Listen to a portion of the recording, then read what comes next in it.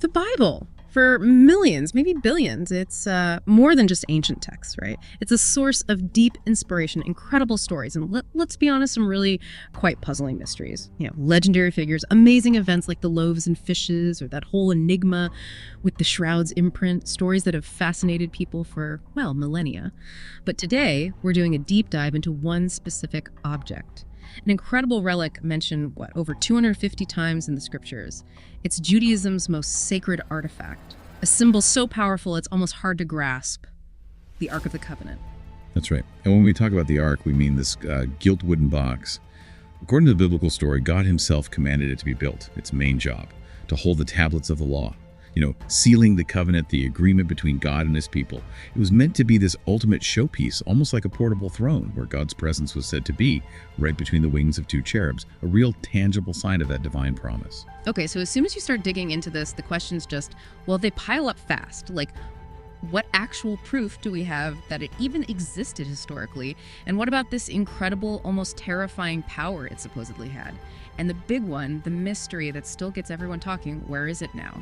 So today we're embarking on a quest for the Ark. We'll trace its possible path, starting way back in the Negev desert in Israel, then follow it to Jerusalem, and maybe even this is surprising to Chartres in France. We're going to explore some really unexpected theories, contested locations.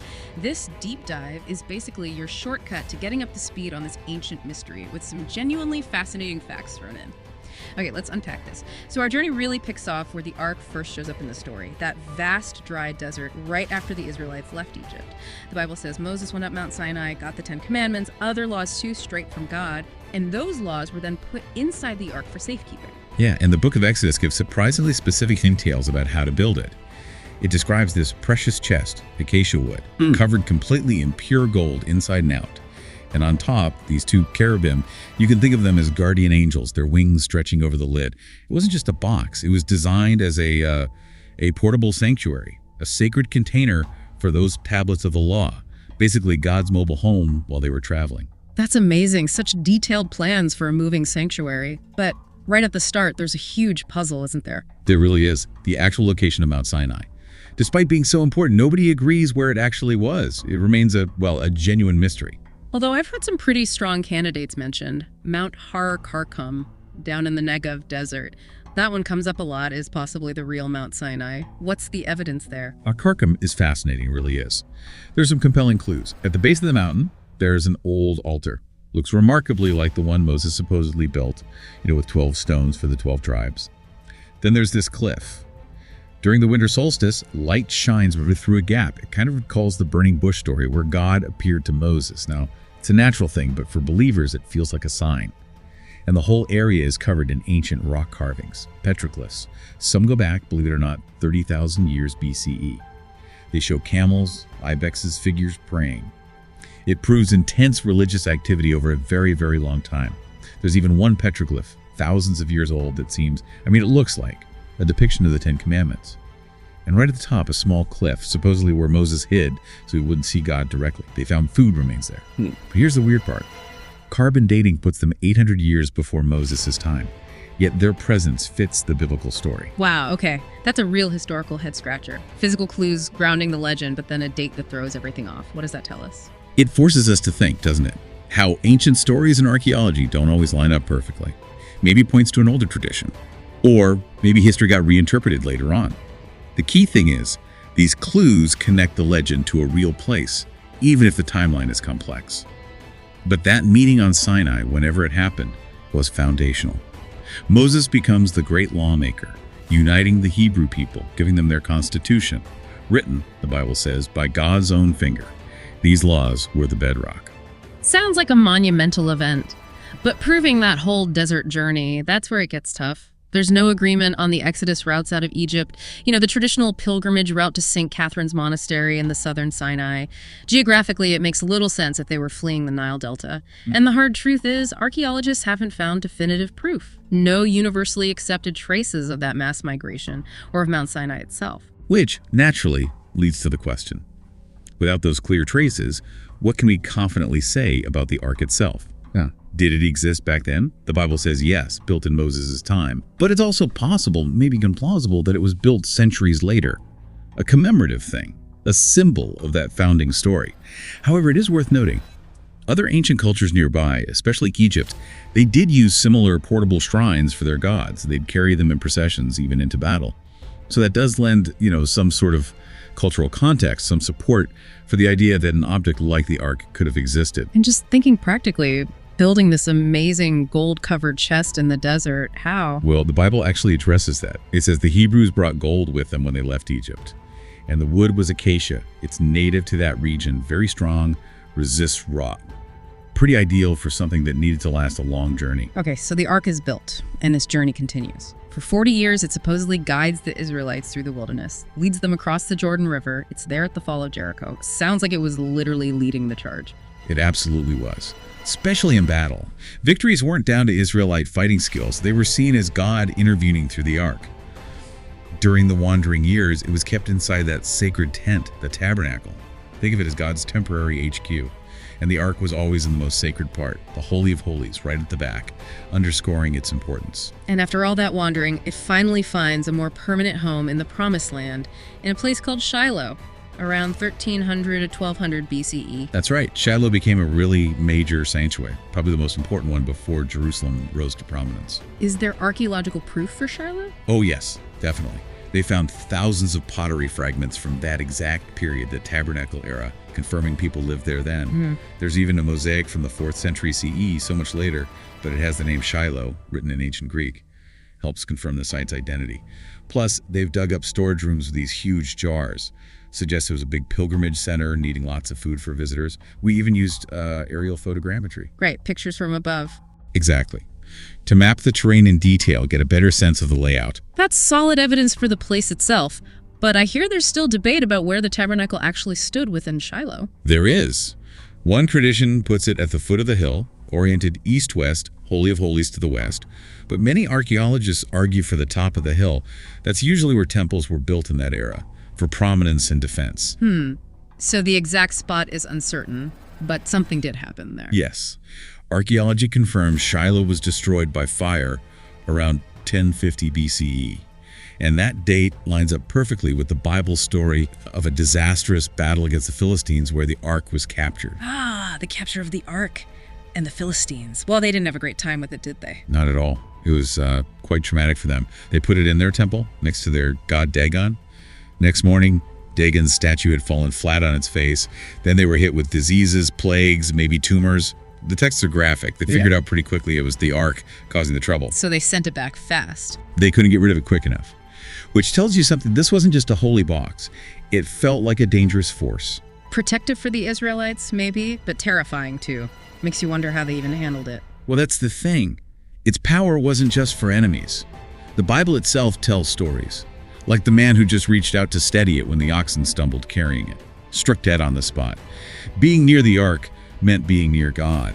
And that made it, as the text suggests, a dangerous, disconcerting object. Both fascinating and deeply scary. It really captured that raw power of the divine. Given that kind of power, has anyone tried to explain it? Well, scientifically or in ways other than pure miracle? I feel like I've heard some wild theories. Oh, absolutely. There's one particularly surprising theory that popped up in the early 20th century. It was even popularized by Nikola Tesla, the physicist. Tesla, what was his idea? His idea was that the Ark of the Covenant was actually an electric capacitor, a device designed to store electrical energy. An electric capacitor? Wow, okay, how does that work? A gold box holding stone tablets? How is that, like, battery? Well, think about the construction described in Exodus. You have gold, which conducts electricity. Then wood, which is an insulator. Then gold again on the inside, another conductor. Conductor, insulator, conductor. That's the exact structure of a capacitor. Think of an old Leyden jar from the 18th century and early capacitor. Same setup. I see the structural similarity, but how would it get charged and discharged? Good questions. For charging, think about friction. A Leyden jar is charged by friction, like turning a crank. The Ark was often described as being covered or carried with materials. It's possible friction between those coverings and the gold exterior could have generated static electricity. And discharging.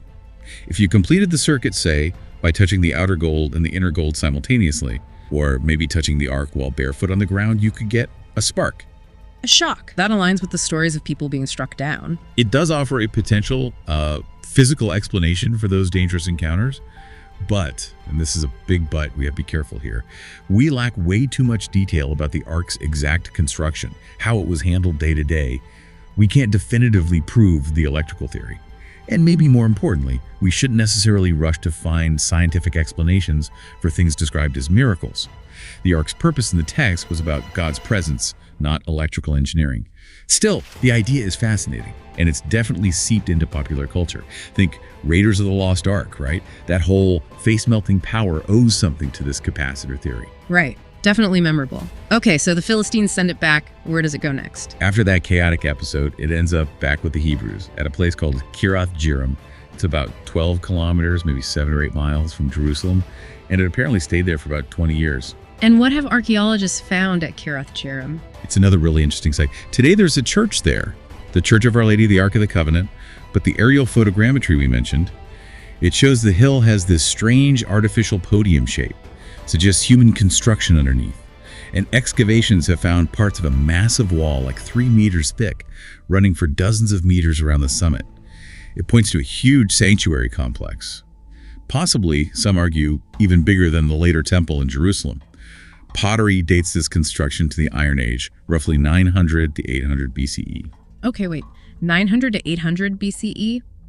But the Bible says King David moved the ark from Kiriath Jearim to Jerusalem way earlier, in the 10th century BCE, around 1000 BCE. Exactly, that's the contradiction. So the archaeology suggests this big sanctuary at Kiriath Jearim was built or became monumental maybe 200 years after the Bible says the ark left. Precisely. It's a major discrepancy, about 200 years. How do people explain that? Does it mean the biblical story of David bringing the ark is wrong?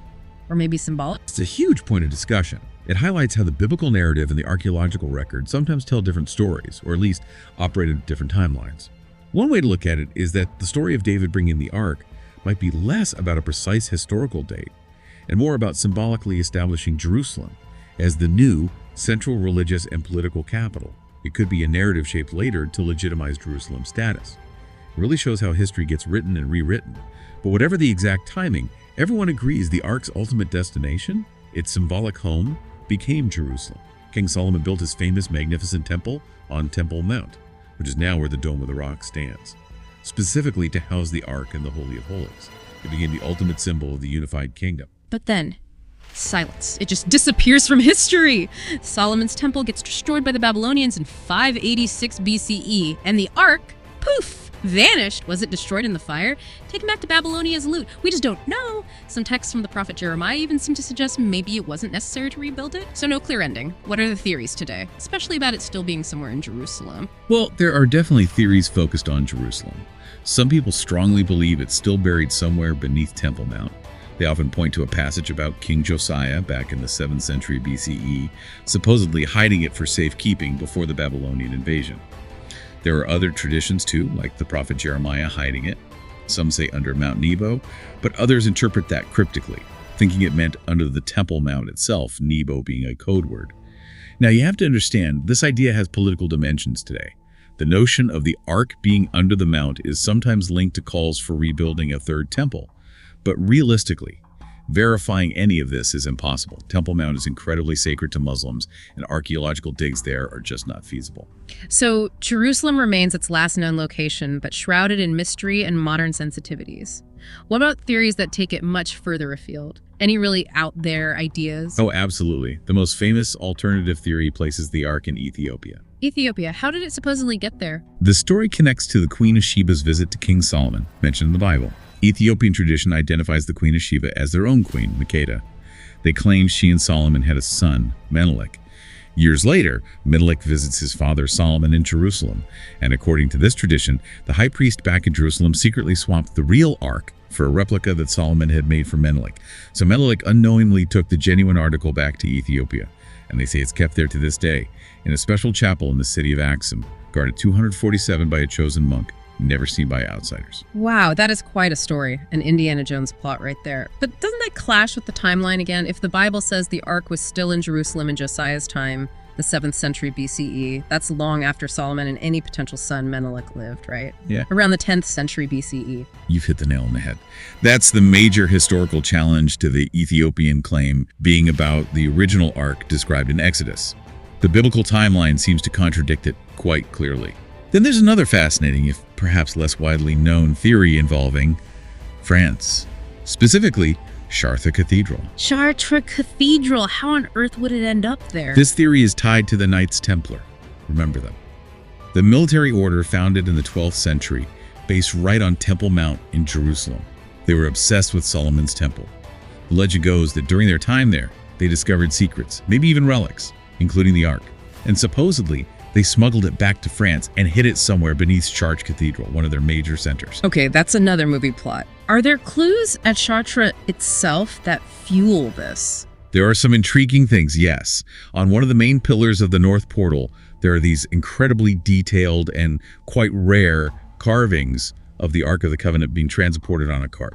Very specific imagery. Why carve that so prominently if it wasn't significant to them? Good question. And then there's a cryptic Latin inscription found below a fresco, which apparently translates to something like, here the Ark of the Covenant was abandoned. Some air that literally abandoned in Chartres.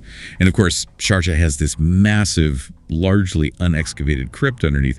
Perfect legendary hiding place. It sounds compelling, but is it likely? Probably not, in terms of the physical Ark being there, hiding a major holy relic like that. It goes against everything we know about medieval practice. Relics were power, they drew pilgrims, they were meant to be seen and venerated, not buried in a basement. Yep. So the idea of the actual physical Ark being hidden there seems, well, unlikely from a historical perspective. That makes sense. Display, not hide. But you mentioned symbolism earlier. Is there a symbolic connection at Chartres? Absolutely. And this is maybe the more profound point. The entire design of Chartres Cathedral, especially the choir area, was intentionally made to echo Solomon's temple, specifically the Holy of Holies. It even has columns designed to look like Jachin and Boaz, the two famous pillars at the entrance of Solomon's temple. And interestingly, back in the Middle Ages, they did keep a very important reliquary in that Holy of Holies part of Chartres. It was shaped like the Ark, but it contained the veil of the Virgin Mary, one of the most precious relics. Ah, so a symbolic ark holding a different sacred item. Exactly. And this ties into a deep Christian theological idea that Mary herself became the new Ark of the Covenant. Just as the old Ark carried the stone tablets, the Word of God written down, Mary carried Jesus, the living Word of God, in her womb.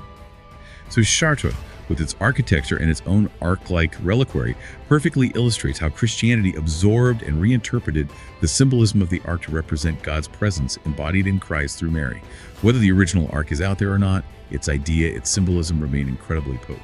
What an amazing journey we've traced today. Seriously, from the origins in the desert sands through battles and sanctuaries to possible hiding places scattered across continents. Jerusalem, Ethiopia, France. It's just incredible how one single object can weave together strands of history, archaeology, deep faith, and even, scientific speculation like that capacitor theory. Yeah. It's fueled quests and shaped cultures for thousands of years. It really has, and whether you view the Ark as a tangible historical artifact still out there waiting to be discovered, or primarily as this immensely powerful symbol, its story just continues to fascinate, doesn't it? It represents that covenant, that promise between the divine and humanity. It signifies God's presence among people. It's tied to the very foundation of a nation, a religion, a whole civilization. Its legacy, real or legendary, is undeniable. So thinking about all this, what does it mean for you listening right now? Maybe the Ark's real power isn't just about where it is physically, or some lost, almost supernatural abilities. This whole deep dive into its story, its legend. It shows us an object so potent that just the memory of it keeps inspiring people, keeps shaping beliefs. It reminds us that some mysteries are maybe bigger than simple answers. It really speaks to that enduring human desire, doesn't it? To connect with something larger than ourselves. It's a story where history, faith, science, they all meet, leaving space for awe and wonder. And maybe that leaves you with something to think about. In our world today, which is so full of information, what other forgotten arks are out there? Not necessarily physical objects, but maybe stories or ideas or even lost histories that still hold immense, often unseen, power in shaping how we understand our past and maybe even ourselves.